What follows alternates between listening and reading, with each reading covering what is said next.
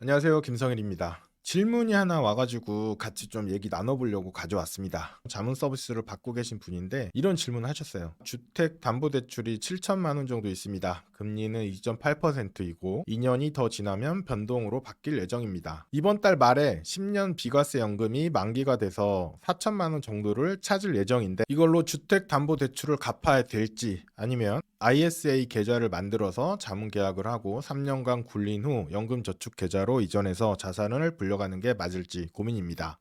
대출을 먼저 갚는 게 나을까요? 아니면 투자를 해서 자산을 불려가는 게 맞을까요? 이렇게 질문을 하셨는데 비슷한 질문 굉장히 많이 받았습니다. 고민이 되죠. 대출을 갚는 게 맞다라고 생각하는 사람이 더 많아요. 그래서 한번 요거 관련해서 같이 검토를 좀 해보겠습니다. 대부분의 사람들이 대출을 상환하는 것도 있고 연금에 적립하면서 투자도 하고 있으실 거예요. 그래서 요거를 몇 가지 관점에서 이렇게 나누어서 생각을 해보면 각자한테 맞는 답을 좀 찾아 나갈 수 있지 않을까 싶어요. 일단은 이 경우가 역시 상위 개념의 자산 배분입니다. 제가 보통 책이나 뭐 이렇게 말씀드린 자산 배분은 계좌 안에서 자산을 분산해서 하는 자산 배분을 많이 말씀을 드리는데 더 상위 개념에서 또 자산을 배분을 하는 게 중요한 의미가 있거든요. 제가 그걸 잘 언급을 안 드리는데 명확한 정답이 없어서 그래요. 그런데 어쨌거나 이것도 그런 컨셉이다라는 것을 알고 계시면 좋겠고요.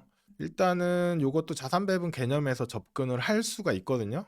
연금보험에서 만기되는 4천만 원을 어디에 알로케이션 할 것이냐의 문제죠. 저는 보통 기대 수익하고 위험을 기준으로 먼저 생각을 합니다. 대출의 기대 수익은 마이너스 2.8%죠. 이자가 나가니까요. 물론 대출의 목적이 주택 구입 혹은 거주 안정성 달성에 있다고 하면 나쁜 대출이라고 할 수 없습니다. 저는 이런 걸 좋은 대출이라고 생각하는 편이에요. 왜냐하면 거주 리스크를 해지했다라고 볼 수 있기 때문에 좋은 대출이라고 생각을 하는 거고요. 그리고 주택담보일 것이기 때문에 대출 금리가 상당히 낮습니다. 그리고 변동금리로 바뀔 때까지 2년 정도 남기도 했고요.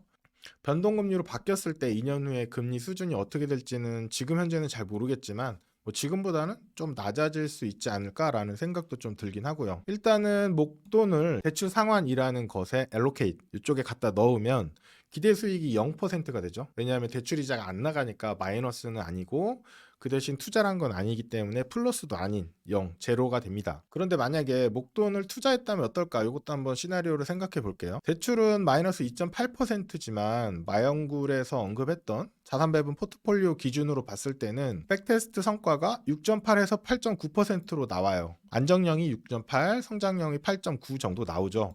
만약에 이쪽 에셋, 투자 계좌라고 할게요. 여기에서 요 중간 정도 되는 7.8% 수익이 났다면 대출에서 마이너스 되는 2.8%를 이자를 갚는다고 해도 5% 수익이 초과로 나게 되는 거죠. 대출 계좌 입장에서 생각해 보면 아쉽죠. 계속 이자가 나가는데 왜 이걸 안 메꾸냐라고 할 수 있는데 전체적인 자산 관리 관점에서는 분명히 이익인 모습입니다. 물론 잊지 말아야 되는 건 투자는 손실 가능성이 있어요. 그렇기 때문에 자산 배분도 하고 장기 투자도 하는 거죠.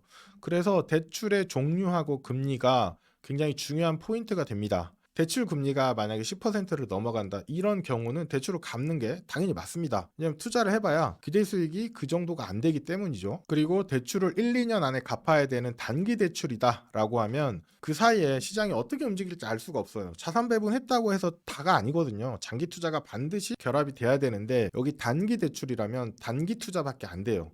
다들 2022년 시장 겪어보셔서 아시겠지만 자산 배분이 항상 괜찮은 건 아니라는 거 느껴보셔서 아실 거예요. 그렇기 때문에 단기 자금인 경우에는 여기 기대 수익률이 좀 더 높다 하더라도 그거를 갚는 게 맞아요. 왜냐면 그 기간 안에 어떤 위험이 터질지 모르기 때문입니다. 그런데 이 두 가지 문제가 해결된 저금리이고 장기 대출이라면 충분히 비교해서 판단해 볼 가치가 있죠. 그런 대출이 있으면 기분도 찝찝하고 별로라는 분들이 있는데 저희 부모님도 늘 빚지면 안 된다 이런 얘기 많이 하셨죠. 그런데 저는 좀 다르게 생각합니다. 투자 자산을 분산하는 것처럼 금리 관점에서 양쪽 포지션을 어느 정도 가져가는 것도 그리 나쁘지 않다고 생각을 하는데 그 이유가 뭐냐면 예를 들어서 말씀드려 보겠습니다. 홍길동이라는 사람이 있는데 대출 100만 원, 예금 100만 원이 있다고 가정을 해볼게요.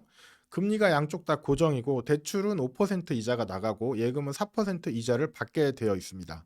만약에 인플레이션이 5%이고 물가 상승을 잡기 위해서 중앙은행이 기준금리를 올렸다. 그래서 대출이나 예금 같은 시중은행 금리도 올랐다라고 가정을 해볼게요. 신규 예금 금리가 5%로 상승을 하면 홍길동의 4%짜리 예금은 상대적으로 1% 손실을 본 것과 같죠.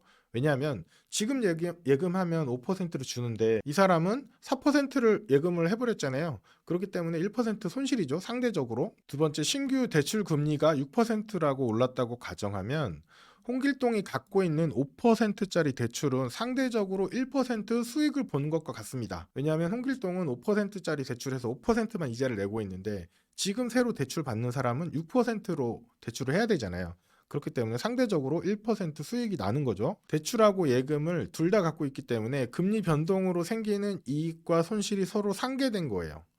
쌤쌤이 된다는 얘기죠. 뭐 예금 금리가 올랐으니까 예금 해지해서 다시 가입하면 된다라고 얘기하실 수 있는데 뭐 가능하죠. 가능한데 문제는 뭐냐면 예금을 중도 해지했으면 4%가 아니고 정말 낮은 이자를 받을 수밖에 없어요. 0. 몇 %. 그리고 만약에 예금한 지 지금 6개월 지났다라고 가정해 보세요. 여기서 지금 중도 해지해서 5%로 갈아타는 건 결코 똑똑한 행동이 아니에요. 왜냐하면 6개월치 4% 이자를 받는 게 아니라 6개월 동안 0.1 혹은 그 이하의 낮은 금리밖에 못 받기 때문에 시간에 대한 기회비용을 날려버리는 거기 때문에 이거는 좀 판단을 해봐야 되는 문제예요. 그리고 더 재밌는 건 뭐냐면 금리가 이렇게 오르는 걸 보면서 이걸 고민했잖아요. 그러면 금리가 더 오를지도 모른다고 생각하게 되거든요. 그러면 예금을 계속 미루게 되는 거예요. 뭐 이런 문제들이 있기 때문에 그렇게 단순하게 쉽게 갈아탔다 할 수는 없는 문제다 부분이 있고요. 반대로 물가가 좀 낮아졌다고 칠게요. 물가가 3%로 낮아지고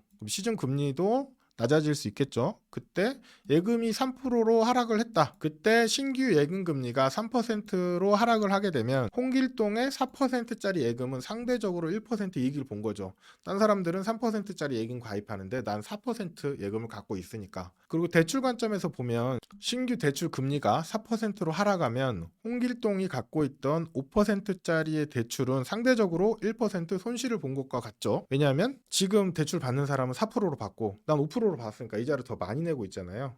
그렇기 때문에 이것처럼 시중금리가 낮아지는 경우에도 예금과 대출 둘 다 갖고 있으면 금리 변동의 이익과 손실이 서로 상쇄되게 됩니다. 대출 중도 상환하면 되죠. 그런데 중도 상환 수수료라는 것이 있어요. 그래서 은행 입장에서 리스크를 해지하는 장치인데 중도 상환 수수료 내고 뭐 이런 거 저런 거 따져보면 갈아타기가 그렇게 만만하진 않습니다. 뭐 이 얘기의 결론은 뭐냐면 대출과 예금이라는 양쪽 포지션을 다 갖고 있고 양쪽 자산에 엘로케이션이 되어 있는 상태였기 때문에 금리가 상승하거나 하락하거나 영향을 받지 않은 자산 포트폴리오가 구축이 된 거예요. 그런 예를 들어드린 거고요. 물가가 오른다는 게 모든 사람한테 나쁜 건 아니에요. 물가가 오른다는 거 물건의 가격이 올랐다는 건데 그 물건을 갖고 있는 사람은 수익이 발생한 거잖아요. 뭐 그게 집이든 금이든 뭐 주식이든 무엇이든 간에 어떤 자산, 가격이 올라가는 자산을 갖고 있는 사람은 물가 오르는 게 좋아요. 이런 상황에서는 대출을 쓰고 이런 상황에서는 대출로 자산을 보유한 대출자한테 더 유리하게 되고요. 자산은 없고 예금만 한 사람들한테는 굉장히 불리한 상황입니다. 그 반대의 경우로 디플레이션이 발생하게 되면 또 반대 상황이 발생을 해요. 자산을 가지고 있고 대출을 가지고 있는 사람은 더 위험하게 되고 예금을 한 사람이 유리하게 되죠. 다만 우리가 물가가 혹은 금리가 어떻게 될지 예측하는 능력이 없으니까 양쪽 포지션을 다 가져가는 게 나쁘지 않다라는 생각이 좀 들고요. 앞에 사례에서는 예금의 수익이 4%라고 얘기를 했어요. 대출금리 5%인데 그런데 만약에 수익이 4%보다 높다라고 생각한다면 그리고 대출금리가 5%가 아니라 2.8%라고 한다면 이 대출을 상환하는 게 맞을까? 저는 좀 충분히 고민해 볼 필요가 있다라고 생각이 듭니다. 그리고 여기에 덧붙여서 연금이나 ISA 같은 계좌에 넣었다면 더 달라지죠. 연금저축 같은 경우에는 세액공제 받을 수 있는 거 다 알고 계시죠? 그래서 이건 수익이 바로 생기는 거잖아요. 납입금 900만 원까지 16.5% 환급해 주죠. 이걸 다른 말로 하면 1년 동안 수익률이 16.5%라는 얘기예요. 굉장히 높은 수익률이죠. 그래서 여기서 대출금리 2.8%를 빼도 13% 넘는 이익이 납니다. 그래서 연금을 만약에 고민하면 이건 전혀 고민할 필요가 없어요. 당연히 연금에 무조건 납입을 해야 되고, 대출금리가 16.5%보다 높다, 그럼 무조건 대출 먼저 상환하는 게 맞죠. 그 다음에 연금 계좌에는 이미 여유 자금으로 이미 납부를 다 했다, 저처럼 1월 달에 그냥 자긴 다 1년치 다 납부한다, 마통을 땡겨서라도 한다 라는 분들이 많이 있으시겠죠. 그런 경우에는 이미 납입 한도가 다 차버렸기 때문에 절세 계좌인 ISA를 활용할 수 있는데, ISA는 세액공제가 없어요. 그 대신에 손익통산이나 비과세, 저율과세 혜택이 있죠. 그러면 ISA에 이 목돈을 넣어서 얼마의 수익률이 발생할 수 있느냐가 관건이 됩니다. 연간 납입 한도 2천만 원을 넣고, 요즘에 뭐 많은 유튜브에서 4천만 원이라고 많이 얘기를 하는데, 그 아직 법안 통과가 안 됐어요.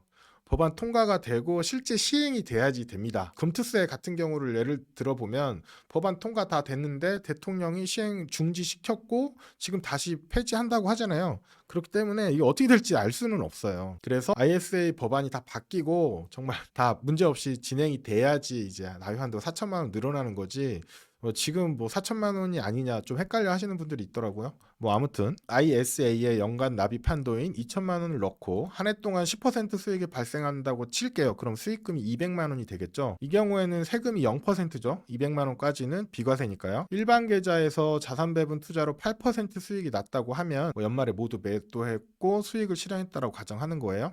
이 경우에는 매매 차익에 따른 과세가 8%에 15.4%인 1.23%포인트가 됩니다. 국내 주식형은 없고 모두 ETF라고 가정한 거고, 일반 계좌에서는 손실은 이제 감안 안 해주고 수익에만 과세를 하잖아요. 그런데 자산 배분한 종목이 1년 동안 다 올랐어요. 다 올랐고, 뭐 어떤 건 1%, 어떤 건 16% 이렇게 다양하게 다르긴 하지만 손실 난 게 없다라고 가정을 한 거고요. 이 경우에는 세금이 1.2% 정도 나간다는 거예요.